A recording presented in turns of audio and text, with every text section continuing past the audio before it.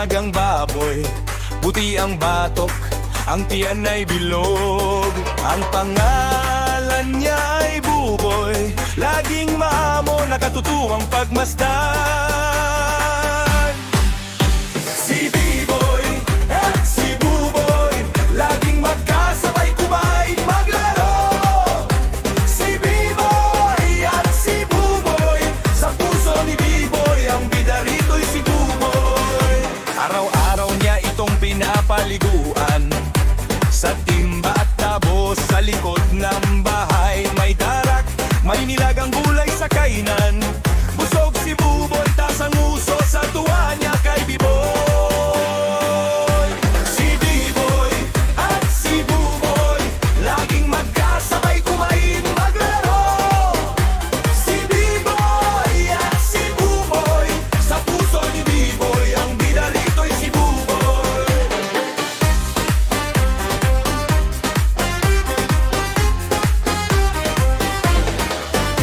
Gumawa si tatay ng tahanan sa bakuran.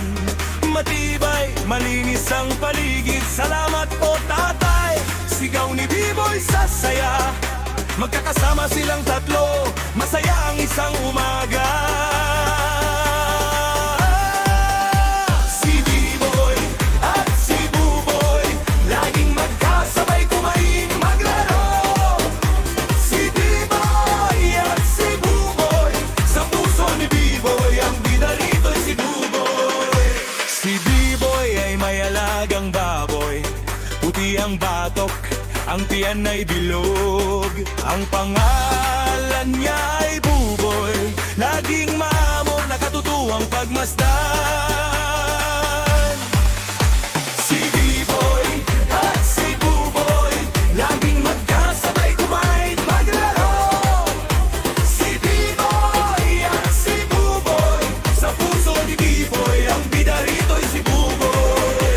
Araw-araw niya itong pinapaliguan, sa timba at tabo, sa likod ng bahay. May darak, may nilagang gulay sa kainan.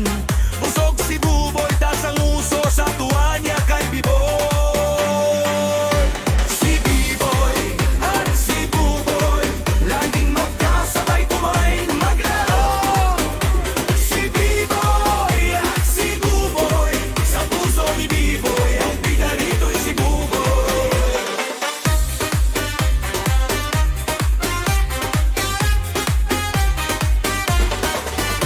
Gumawa si tatay ng tahanan sa bakuran.